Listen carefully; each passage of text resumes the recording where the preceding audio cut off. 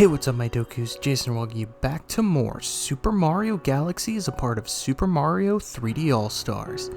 Last time, we defeated Bowser and brought peace to the universe. And this time, well, we're back here again because we have a second journey to take with none other than our man, Luigi.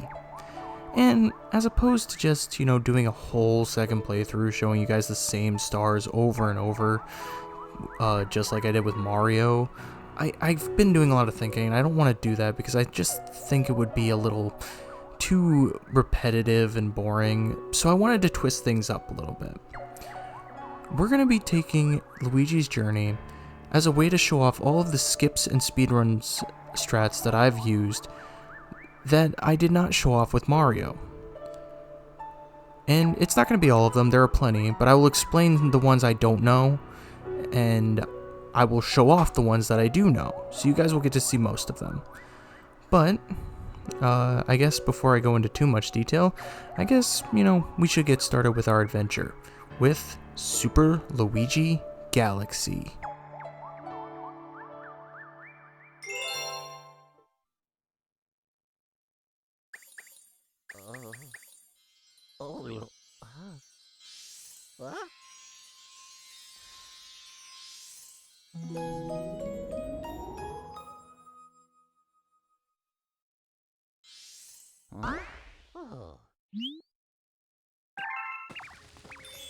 Okay, so right off the bat, something you will notice is that Luigi has no opening cutscene, which means we basically skip 5 minutes of Mario's segment.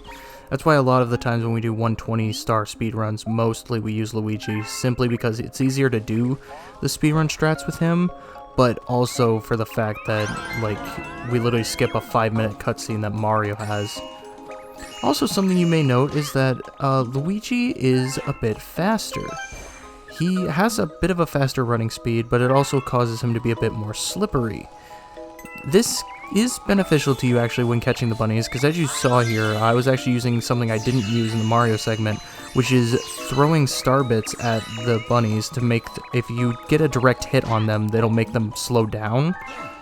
However, it's not entirely needed. It may take a little longer if you just go running after them, but I think that it's actually easier to run after them because Luigi runs in circles and just runs a whole lot faster and can catch them a lot easier, so that's just something I find.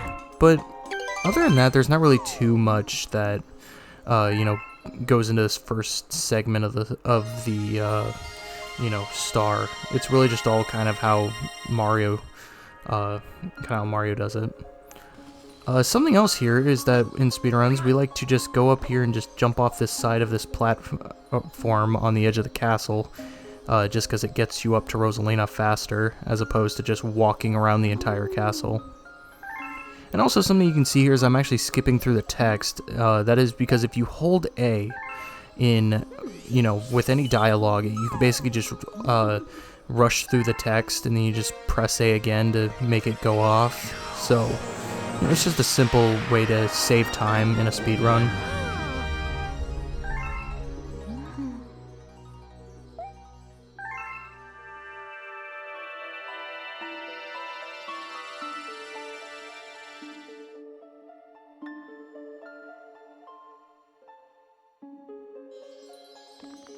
Something else I also failed to do here because I'm an idiot is, I actually show it off right here, but basically if you were to just backflip there before talking to that Luma, you would actually skip out on talking to him, and then you just open up the launch star and can move on. Now something I do right here is actually something I learned. It's a spin cancel. Basically you jump at the same point as you spin, and then you will just cancel a spin, and so a spin animation, but you will still get the spin's effects. So that's a neat little trick I actually picked up while preparing for this video. The rest of the segment is kind of just simple, same stuff. You're not you're just trying to free the Luma from the cage. You have to get the Goombas. There's not really much Not really much else. The note, or the thing to note there with that Goomba is you don't want to spin him in a speedrun, because then you'll just waste time trying to hit him twice as opposed to just stomping on him, because then you'll just have to hit him once. But as for up here with the big Goomba, if you remember, we tried hitting this little, or hitting one of these things to make him knock over. I don't remember if we actually did that during the Mario segment. I may have just stomped on him or like pushed him over myself. But basically that's something you can do to turn him over pretty easy, so that way you can get the thing here. Now this next part is actually a trick that I love. It's actually, I call it Luma Skip. I don't know if it actually is called Luma Skip, I don't remember entirely, but basically there's like a 4-frame jump that you do where you can completely skip this this Luma's dialogue, and I actually learned there that you can do a homing ground pound on that Luma, and you can actually just jump your way over to the flip switch and get one of the first flip switches pretty fast. But other than that, you know, you can skip that Luma's dialogue by spinning near him. I obviously failed to do so because I suck at speedrunning. But other than that, this segment's actually pretty simple.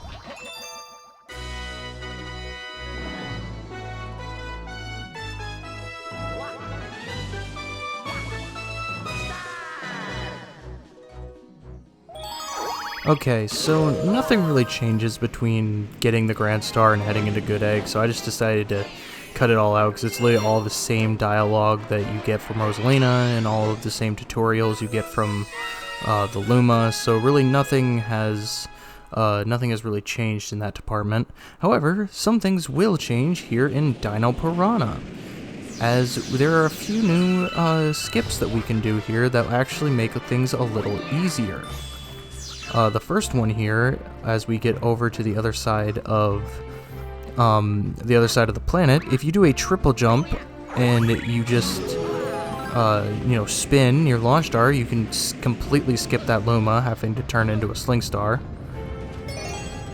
And this area is kind of pretty much the same. You just go around and collect the star chips and create the launch star. There's not really much else that changes other than you may want to just stay out of the mud, but obviously I'm bad at this game, so I can't stay out of the mud. This next planet here, we can do a triple jump that actually skips having to use the Piranha Plant to get a vine to go up there. I'm failing horribly at this skip because it's a skip I'm just bad at. I can't help it. I'm a really rusty speedrunner, honestly. Like, Galaxy is probably the rustiest game in the thing here, or in the 602 that I have to do.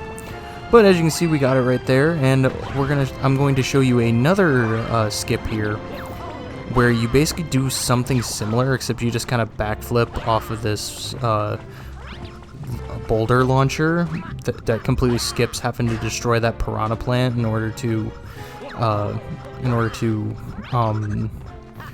get a vine that will take you up there anyway. But basically that kind of is it for the Dino Piranha area, because you're basically fighting the boss the same exact way. You can shoot starbits at his tail to slow him down, something I actually learned while preparing for this video, but I didn't actually do it here because I just don't really think it's needed, but it is an option for you. So other than that, you just defeat Dino Piranha the same way you always have, and then you will collect the star.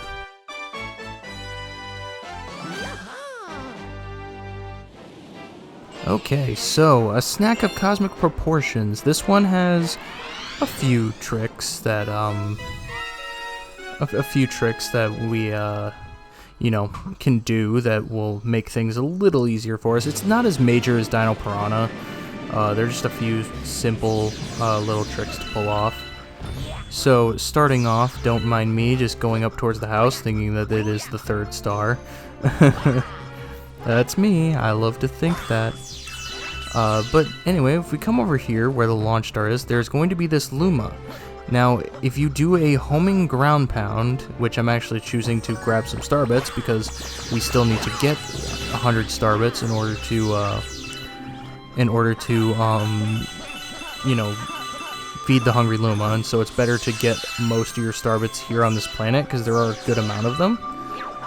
But if you just do a homing ground pound there, you can easily get over to the launch star, making it much easier to move on to the next planet. As opposed to the rest of the planets, there aren't really many things that have changed here. Honestly, like, it's basically you're just going around collecting star bits and, you know, going through launch stars and everything. Like, nothing really changes other than, you know, doing long jumps and whatnot to make things go by faster. So I think we'll just skip ahead into this star and see what else there is to do.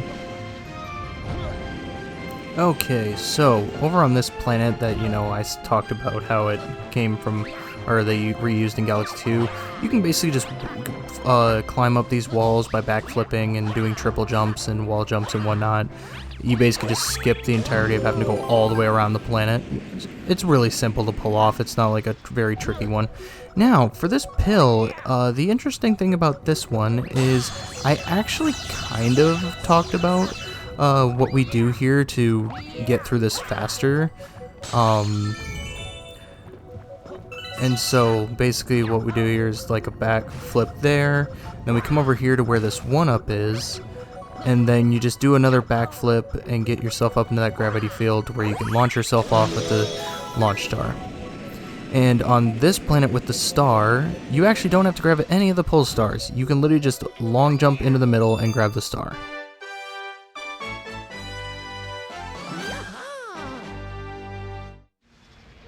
Okay, so technically Mission 3 does have a skip you can do, but as you can see I'm failing here. Basically, I think you need like a perfectly timed nunchuck jump, or in this case Joy-Con jump, to be able to go past, or to be able to get up on that ledge and completely avoid having to fight the octopuses. I obviously am failing to do it. So, other than that, really, you just fight King Caliente the same way, so there's really nothing else that changes in this level. You basically, if you don't know how to do that strat, then you're basically just gonna do the level the regular way.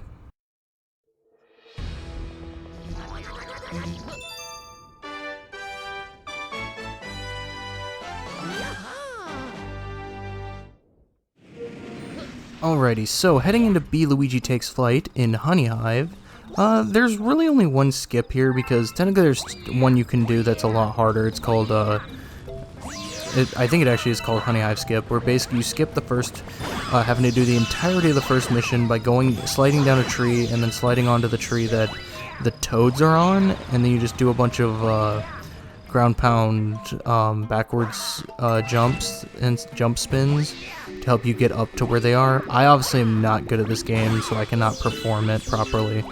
But here I actually just showed you that you can just long jump off the edge there and completely skip having to go to the back of the first planet just by doing that long jump. It's actually really easy to pull off. You just have to make sure that you line up with the area below and make sure you do a spin in case you get too close to the ground. But other than that, you're just playing the level the exact same way as we did with Mario.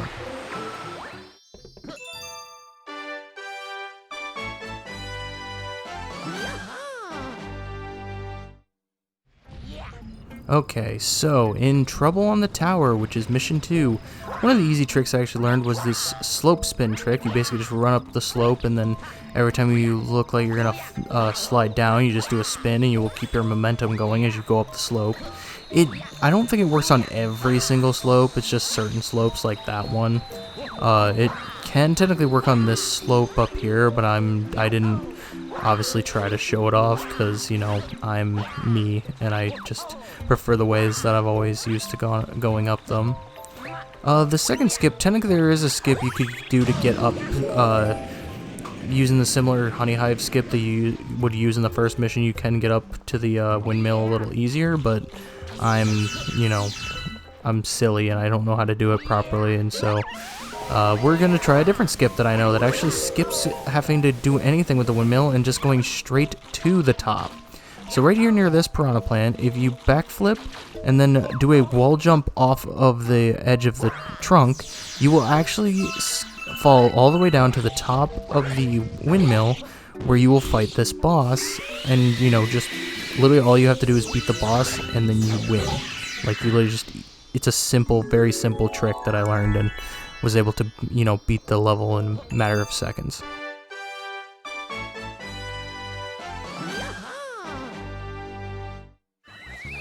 Alrighty, so Mission 3, which is the Big Bad Bugloon boss, is really just played the same exact way as Mario. There's not really any skips that I know or, you know, I've done that will benefit this fight in any way. You just kind of do the same thing as you would with Mario, and just do it faster. Still, simple and pretty easy start.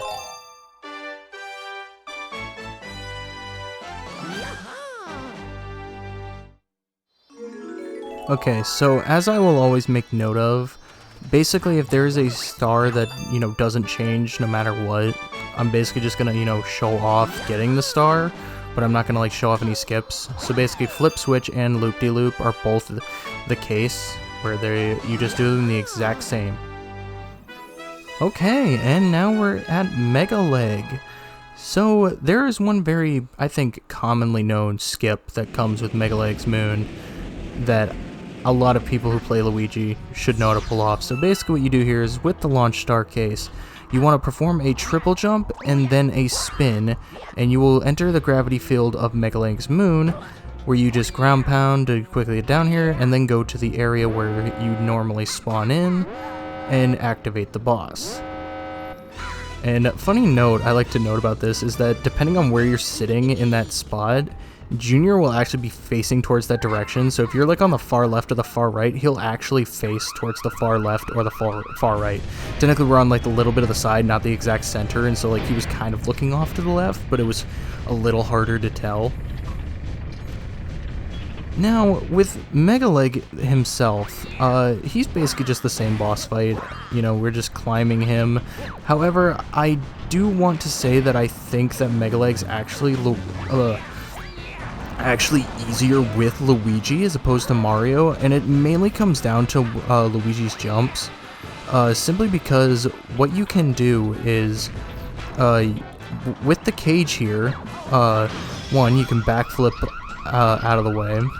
But also, because of Luigi's higher jumps, you can actually guide the bullet bill a little easier by just backflipping in front of it, and then having the guiding the bullet bill into the cage. Obviously, I'm failing it here because, again, I suck at video games.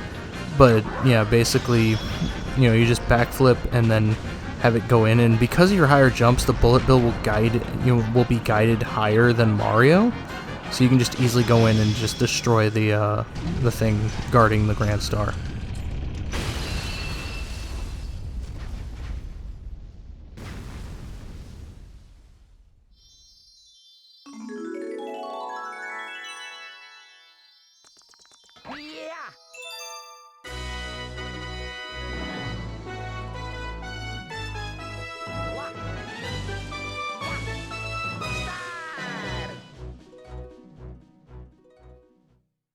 Alright, and with that, that's basically an entire dome done. We, you know, basically got through Gateway and through the entirety of the Terrace Dome for what we could do and show off in the way of speedrun tricks. So I think with that, we'll end things here. So, next time on Super Luigi Galaxy, we're gonna head into the fountain and see what speedrun strats the fountain has to offer. Anyway, thank you guys so much for watching. If you like this video, make sure you give it a like, sure you've said a ton. Make sure to subscribe dibbly dibbly if you've not already. And I will see you guys all later.